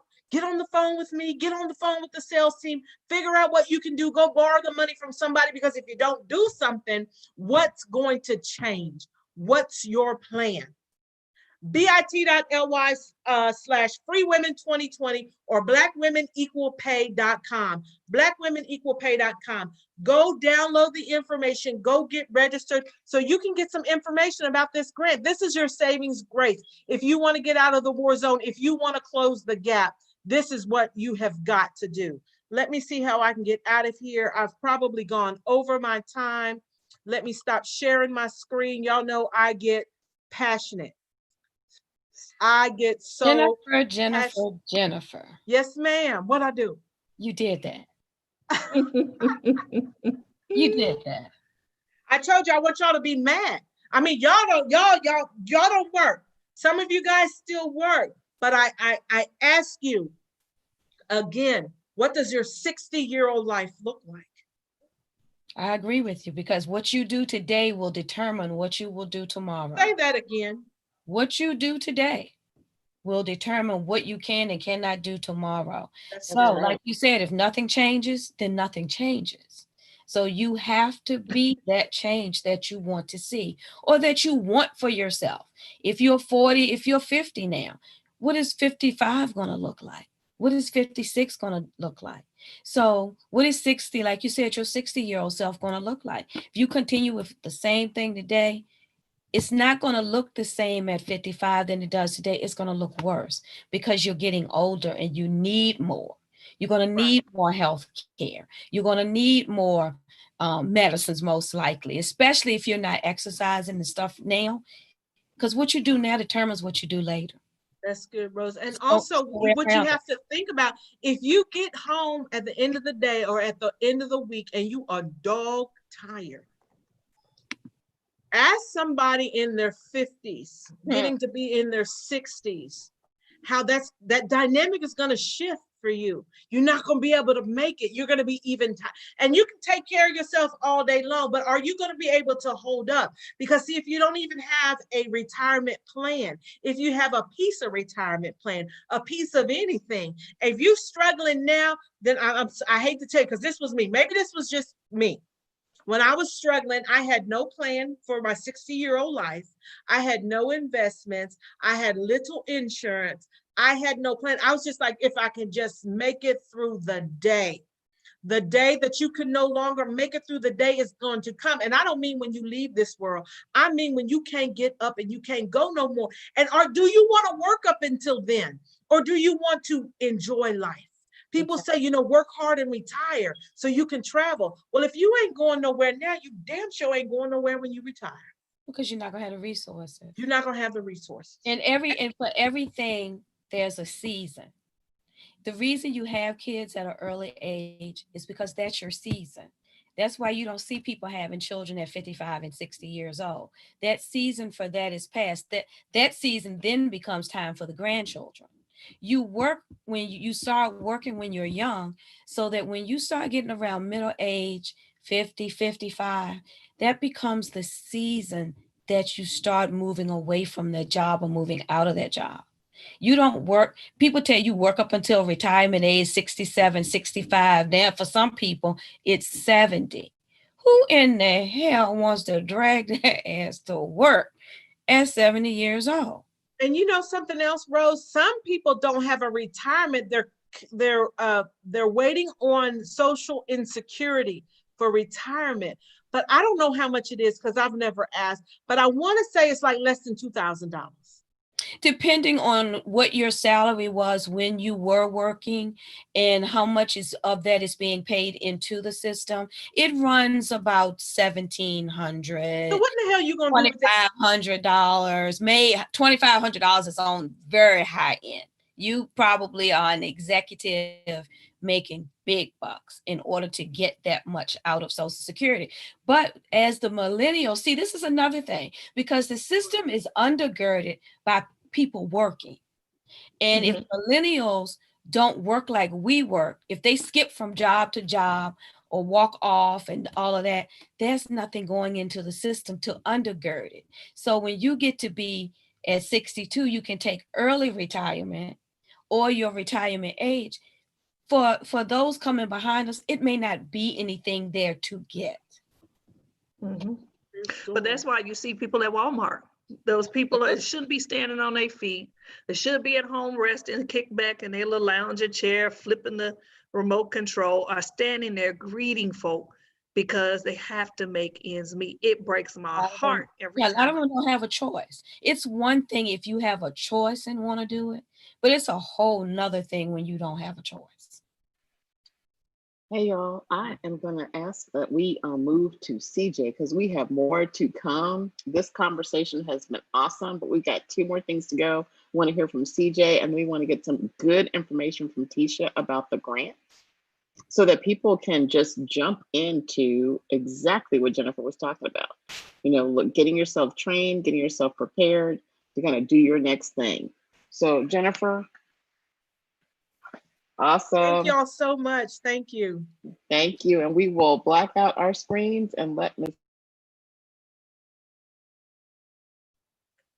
Good evening, everyone. How is everyone doing? Oh my God, Jennifer got me so hyped, so pumped up. I feel like playing Fight the Power.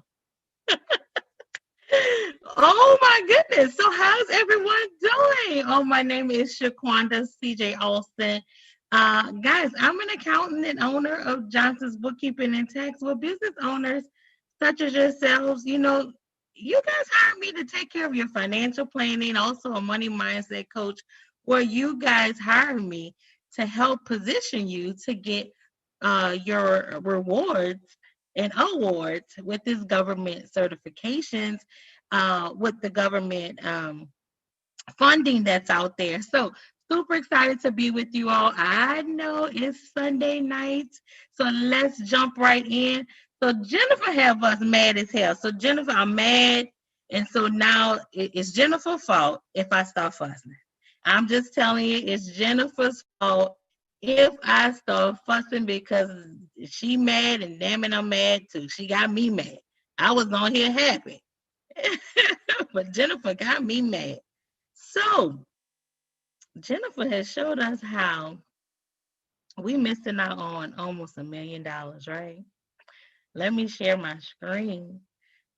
So in that same vein, while we are mad as heck, right? Let me see. Go ahead, share my screen. And I guess I'll just add fuel to the fire, Jennifer. And we're going to blame Jennifer for all of this. But oh my goodness, y'all, this has been an amazing conference. I want to honor and appreciate Coach Danielle Winningham. Oh my goodness, honor and appreciate Stephanie and Cherie, all the team. You guys have done an amazing job, and thank you so much for this opportunity. Let's jump in and get started. So, how many of you guys went to this link? Did you go to the link? Are you mad enough to go to the link on www.blackwomenequalpay? You know, it has been it's been amazing just getting that type of awareness, just getting people aware. I too was not aware, even though I was aware.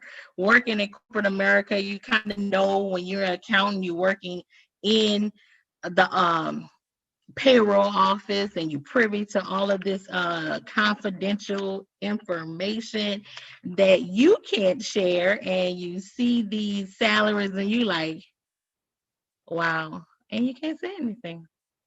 You say anything, it's your job. So yes, I have been aware of the gap, but had not been aware of Black Women Equal Pay. So super excited about this. Who am I? I gave you a little bit about myself earlier. Will not take no time with that, other than the fact that I am qualified to have this conversation this evening. So what I'm going to talk about is we're going to jump right in. Since we mad as heck, we're gonna jump right in and talk about 3 ways to still protest by not getting your money. You know, I can't talk about anything else other than what I'm qualified to talk about, and what that is about your money. So as you retire for the evening, as you try to get the kids to bed like me for the evening, as you are sitting there mad as heck because now you have to go to a job that you know you're not being paid equal. Now I want you to put your mind on the fact that you should still be protesting. Hashtag still protesting. Who out there? Hashtag still protesting. We still using that hashtag. I want you to think of these. We're going to talk about 3 ways to still protest not getting your money. And what does that look like? So when you don't get, what I want you to do is, I want you to have, number 1, when we talk about you getting your money, the first way, in order for you to still protest, in order for you to protest, we're not really focused on the best way to be mad. This is what I'm trying to say. You know, the best way to kill them when you mad, make some money. You know the best way to do that? You kill them with, they said kill them with kindness. No, kill them with the bread. Kill them and make some money. Kill them and make the bags. Kill them and start a business. Kill them and get your mind together. So that's what we're going to start with. Those 3 ways, right? Let's still protest by getting you some money. First way would do that. Before I can even talk to you about money, I have to talk to you about your mindset. Oh my God, this is the second person who said mindset. Did you guys pick up that Jennifer, not only did she say mindset, but she wanted you to put mindset in the chat. I want you all to let's go a step further, shall we? Let's go and talk about your money mindset. Let's talk about your money mindset. What does that look like? I am so glad you asked. Let's talk about how your relationship with your money, is it serving you or is it not? Let's still protest that. Let's protest and talk about, do your relationship with your money, is it helping things? Is it smoothing and soothing you at night, or is it causing you chaos? In order to still protest and in order to help you get your money, you absolutely have to focus and deal with your money mindset. You have to face the fact that, you know what, me and money may not have a good relationship. That's why I usually take, and when I get it, it leaves my hand as fast as I get it. What's that saying? It burns through your pockets, it burns through your hand. Do you have that type of relationship with money? Or do you have money in your hand and you like, guess what, money? We gonna multiply 10, 20, 100-fold, 1,000-fold on this one little investment that we have. That's the type of relationship with your money I want you all to have. Because if I can't get you to have a good relationship with your money and identify the fact that you are born to win, and you are born, and it is your birthright, and it is your legacy, and it is the fact that we're still protesting that you have the right to have money, then we can't go any further. You have to focus on that first. I know we as women, we don't like to admit that. We think, okay, let's give it all, give it all. And we do that. But it's time out for that, because when we give it all, we don't have. When we give it all, then we're like, okay, well, what do we have? So that's what I need you to do. I need you to get yourself a good relationship with your money. And so when you do that, your money would serve you well. It would treat you well. It would meet all your needs at night. Feel me? So, number 2, I want you to face your fears as it relates to your money and your mindset, whatever they are. If the pandemic hasn't taught us anything, it has taught us to face our fears. If this time has not taught you anything, it's taught you not to cower down, right? We're going to face our fears with this, and we're going to get our mind right. We're going to get our mindset right. We are near the 4th quarter of a year like none other. And the truth of the matter is, if you're here, if you can hear me, and you've made it thus far, you ought to give yourself kudos and accolades for that alone. So that's what I want you to do. Whatever your money fears are, whatever your money woes are, whatever it is that causes you to be afraid, that's what I want you to do. That's what I want you to take a look at. That's the person that I want you to face those fears. And like Coach has in her book, Do It Anyway. No. She has the book Fight, Fear, and Win. Yes, it's late. But no, she has. But I do want you to fight your fears and do it anyway. It's another one. Coach says Fight, Fear, and Win. The reason why I say that, there's a lot. Y'all know I've been saying it. There is money in the land. Turn around. Touch your neighbor. Look on the ground. Look all around you. There is money in the land. There is money in the air. And a lot of you all have been afraid to get money that you qualify for from government funding, right? From all of this money that is out here and still being passed. If we can get McConnell and Pelosi to kind of, make some decisions and get some things going by the end of the end of this month, there's going to be more money in the land.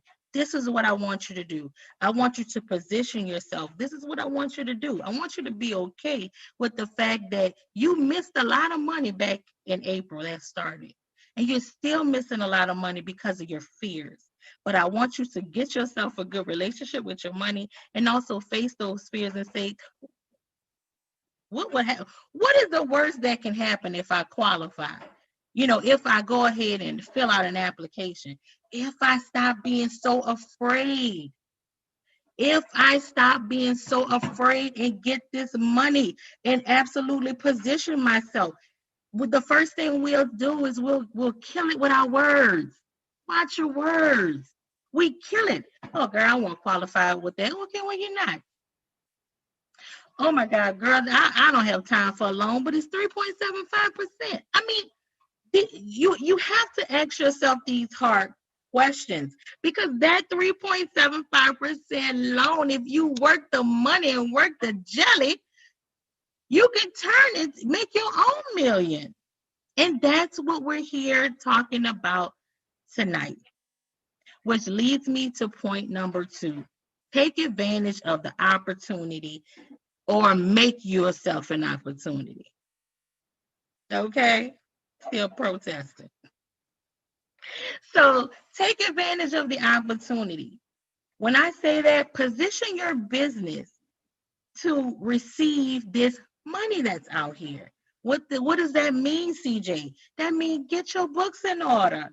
What does that mean, CJ? That means hire you an accountant. Yes, hire me to help you get your books in order. What does that mean, CJ? That means get your taxes filed. What does that mean? You have to get your house in order. Grandma taught us, get your house in order. Get your foundation together. Those are foundational things. So it is all a principle. It's all a principle. Get your house in order. And in order to do that, and you know what you want to do? Get your house in order. Hire the help that you need. It's tax deductible, guys. You are making an investment into yourself. You're making an investment into your business. You're making an investment into your legacy. You want to do this. It does not matter what business or what is it that you have going on, whatever it is, right? You need to get your books and your financial house in order. That's just that. I mean, especially for where we are and where we're going, you have to do that. You have to do that. That is vital. So we're nearing for a quarter. Let's do that and let's finish this year strong. Also, a second point, sign up for the certification. Oh my goodness, we have a plethora of certifications to choose from. bit.ly/free women 2020. You know what? I get it. You're like, CJ, this was not on my list for this year. And neither was none of this other stuff. But live your life and be okay with having to pivot. You may have to pivot. You may be working, you may not be working. You may be working and realizing, you know what, I don't think I'm going to have a job. And then sometimes there are jobs that are very transparent and say that. So what do? Do you sit and do you wait till you don't have a job? Then we already had the conversation about Social Security. Then are we sitting here, we're going to wait for the stimulus check? So do y'all need me to break this down? How long this money, a stimulus check or a Social Security check or unemployment check, how long do you think this stuff is going to last? I'm waiting. How long we think it's going to last? And then what do we do from there? So that's why I say you make yourself an opportunity. Signing up for this certification, you make yourself an opportunity. Get the certification so you too can be a coach and help others. Start yourself a business, start yourself an opportunity to make another revenue stream while you working all of that other stuff out, right? While Jennifer's helping you get away from your job, get yourself certified. It is an investment. It is an investment. I think I did the math, guys. So $6,500, $5,500 grant, and Tisha's going to give you guys information about it after I finish, and I'm almost done. It's $1,000 investment. $1,000 investment. We broke it down. Don't hear $1,000 and shut it off. That is the relationship. That is your money mindset. Don't do that. That is the bad relationship with money. That is the fear talking. Because guess what? Break that down over the course of the certification. It's only $14 a day. Now, don't that sound a little bit better? Because you know and I know that we all spend more than $14 a day on anything. I mean, really, I can buy a couple waters and spend more than $14 a day. So sign up for the certification. Oh my goodness, it is amazing. User, again, value add. You can write it off on your taxes. It is a tax deductible investment to yourself, your business, your legacy. And last but not least, when you've done all these things, be relentless. Hashtag still protesting. When I tell you be relentless, I mean be relentless. Do you see me and this lady in the back? I am woman, hear me roar. You be relentless. You take action. You don't go and get your money together, your money mindset together. You face your fears. You get your books in order. You sign up for the certification, and you don't even take action. You don't come to the class. You don't get the applications. When you get the applications and you pass the first level of certification, the people banging your door down to give you money.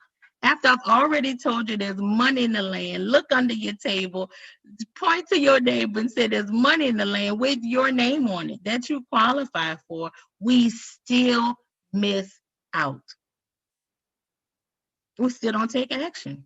We still miss out because we don't take action. We don't take action. So just like we're taking action, and just like you be relentless about whatever it is that you're being relentless about, whatever that thing is, that's how I want you relentless about this money that's in the land. That's how I want you relentless about this money that's coming down the pipe the fourth quarter. It saddens me because I'm so passionate about it, because you qualify for it. And if you qualify for it, don't be afraid of it. Don't pay attention to the voices and the noise and the news media and all of this that's in your head that's trying to stifle you from doing it. Yes, they may have had some bad seeds, but oh my God, are you serious? How many people have taken advantage of this money, made great capital investments, have flipped this money and made their own millions of dollars by now? And it started in April. Why can't you? You can. So as I close, y'all know, while we made, I'm not going to read the whole thing, Still I Rise, so don't get nervous. But if anybody know me, I love Maya Angelou. So I'm just going to take it because I do love the arts, and y'all didn't know I'm a little thespian in my day. I want to thank you all for the opportunity, but I also, while we're still protesting, hashtag still protesting, I want to let you guys know and just read a little stanza from this. While we're doing this, while you're getting ready and settle down for the evening before Tisha comes up, let me, because I can't see it. I want to read this to you all, a few stanzas. Leaving behind nights of terror and fear, I rise. I'm sorry. Well, this is Still I Rise by Maya Angelou. Leaving behind nights of terror and fear, I rise. Haven't we been through terror and fear? Into a daybreak that's wondrously clear, I rise. Bringing the gifts that my ancestors gave. I am the dream and the hope of the slave, and you are. And so I rise, you rise, we rise. Thank you. Hashtag still protesting. You guys, thank you. Have a great evening. Have a great evening. Let me stop sharing my screen so we can come on here and Tisha can take us out of here.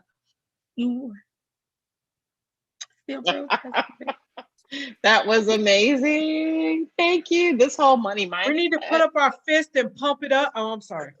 No, go.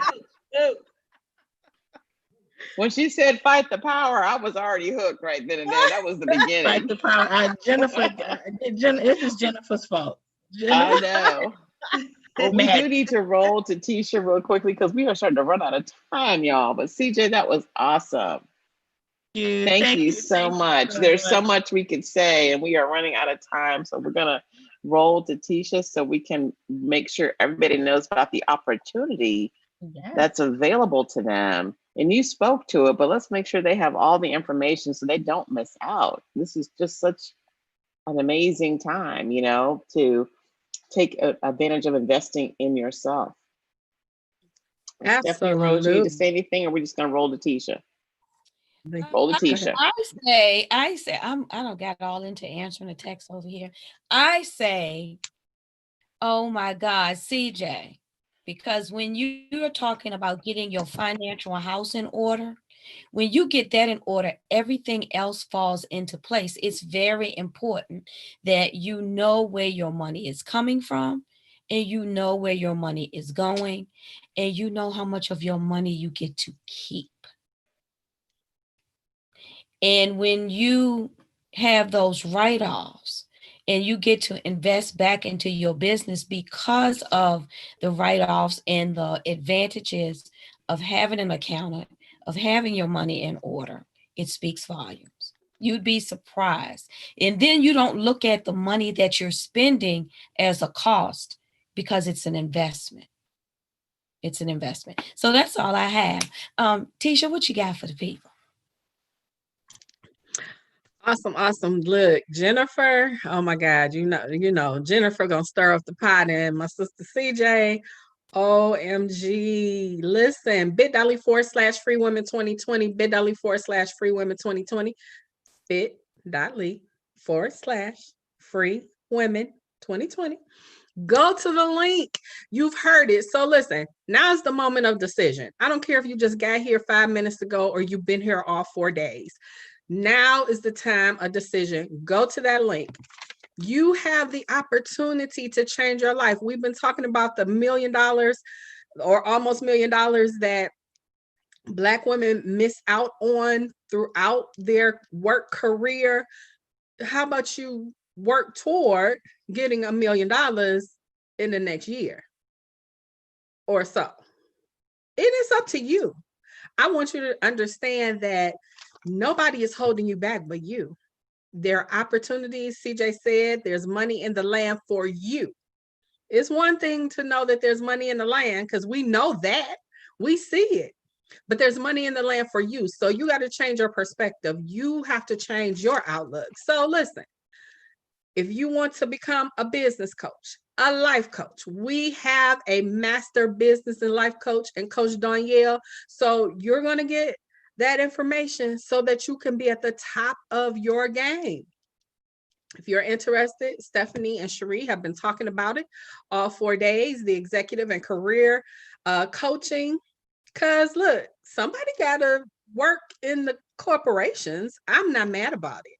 But as you have also heard, you're not going to get rich that way. So work the career, do what you need to do, empower some people, open up the doors of opportunity, but also make sure that you have what you need on the side so that you can leave a legacy, which is not your job. There's spiritual coaching, there's passion coaching. And if you know anything about Chanel Blackmore, she's going to help you get those things together, whether it's the spiritual part of it or the passion. You need to know, you need to be operating in your passion. The publishing, Jamie Hopkins, #1 publisher in the land. She helped many of us become Amazon bestselling authors. So get your publishing certification. The exit coach, you've already heard from the exit coach. She got you mad because you got to go to work tomorrow. Listen, I got to go to work tomorrow, even though I work from home, but I'm still mad because, by the way, government employee, 24 years as of July, I still haven't gotten my 20-year award. Okay. Health coaching, Miss Dion Murphy. Miss Dion is gonna help you get your life together, whether you want a 6-pack or a 2-pack, whatever it is. It's about getting healthy. And if you were here to hear her presentation, she told you it's about getting healthy, because if you make the money and you're not healthy, you're still not gonna enjoy it. Retire with real estate. OMG, we've been talking about this gap in the wages, this gap in the money that we make between what we have in Social Security, and there's not enough. So why not retire with real estate? And we got the queen of real estate, Miss Chiquita Lindsay. She's gonna help you with that. Brand new brand. Maybe you have a business and you just need rebranding. If you were in a brick and mortar, you probably need some rebranding. Need someone to help you reshape and reform that business. Fight fear. Now listen, this is by my sissy, Verlin. She is going to help you fight that fear. Fight the fear and win. Fight the fear and do something different. Fight the fear and leave a legacy for your family. And then, of course, relationship coaching. So you have everything that you need. It's going to be covered. Go ahead. Go to the link, bit.ly/freewomen2020, bit.ly/freewomen2020, bit.ly/freewomen2020. If you don't make a decision, you're still making a decision. No decision is a decision. But tonight you can do something different and go ahead, go to the link, fill out the application, schedule your appointment, have your appointment and your interview, and then finish the course. That's all I got. Wow, Tisha, you just said something that was just so powerful. No decision is a decision. No move is a move. Yep. Whichever way you decide, you decided. So why not decide to move? Why not decide to unshackle your feet? Why not decide to take that one step further so that the resources and folks can meet you where you are? That's all I have, y'all. We're gonna. Yes, this has been amazing. Cherie and I would like to thank all of you ladies for hanging with us for 4 solid days, y'all. Y'all did it, y'all did it, y'all did it. This was an amazing conference. Again, I'm the messy one, so I'm still putting it out there. Y'all let me know. I'm all in. I'm the one that throw the first punch or bring the Vaseline. So, hey, we're going to lock up arm in arm. If we want to leave out on these jobs just to make a statement, remember, women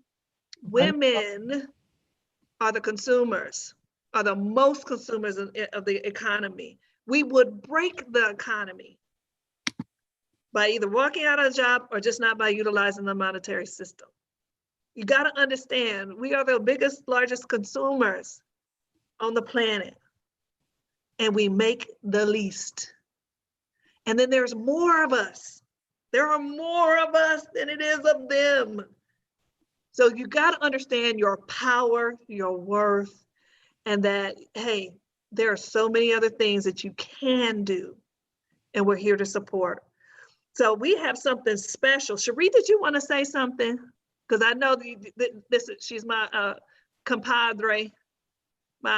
Girl, I'm doing a CJ move. We have said it all. These 4 days, we've said it all. This has been amazing. I am positive we've impacted people. And then Tisha wrapped it up with just like, make a move. Take care of yourself, invest in yourself. Let's do this. So if you have not seen it, y'all, we want to show, and if you want to watch it again, because I'm telling you, every time it's a present, it's a treat, it's a gift to watch this next presentation. But hang just a little bit longer so you can watch this short video clip. It was a poem written by Coach Danielle Whittingham.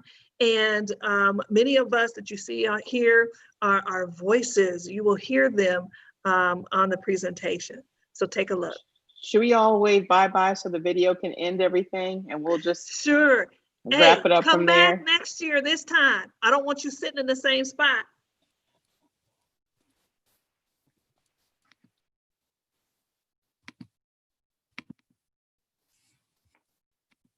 Still protesting.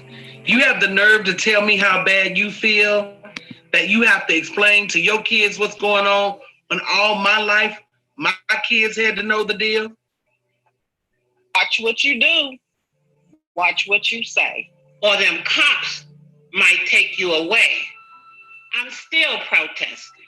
When you respond to Black Lives Matter with all lives matter, but all lives ain't dying and all mamas ain't crying.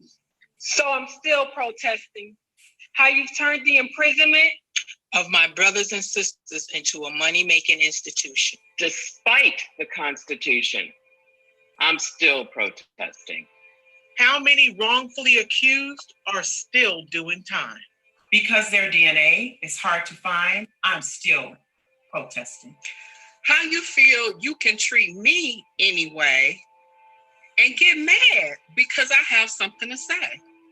You say I can't get ahead because I'm angry, like I'm not supposed to see what you do to me. I'm still protesting why my opportunities don't look like hers. Why my check doesn't look like his. And you want me to think that's just what it is? I'm still protesting. I know that my presence is an embarrassment. And how you use my people to build your establishment. And low key, I'm still waiting on my repayment, so I'm still protesting. Because Black men been dying, and the system has been lying. Creating games of free commerce and don't give us the rules to play. So I'm still protesting because what we have is not a voice. Telling me to vote when all the while you know my votes won't beat your choice. So I'm still protesting, even as you try of history. As if we came here voluntarily, just like Columbus discovered America, right? So I'm still protesting because me or my people can't breathe. Financially, economically, or mentally, having me trying my best to get along. When all the while I've been just left alone to try my best. To figure out this mess, so I'm still protesting. For the drugs you put into my community, for the loss of my ancestry and dignity. And especially my identity, and even the way you look at me, like I'm going to steal from you. But didn't you steal it from me? So I'm still protesting, and until things change. You need to protest too, regardless of your hue. Because until it gets right for all of us, it won't be right for you. So I'm still protesting. And until this gets right, I don't plan on stopping.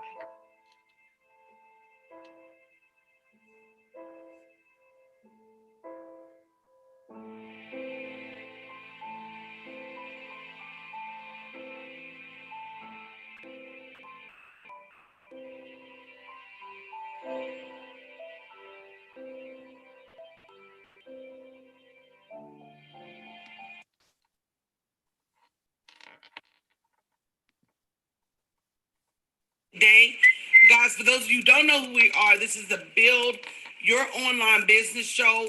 And today I'm here with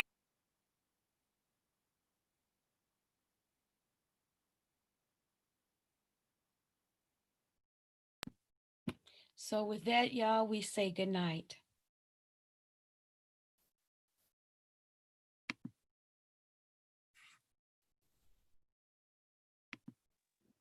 Good night, everyone. Good night, everyone. Thank you all for Good night, joining us. everyone. Good night, everybody. Rose, we're still live. Getting ready. Good night.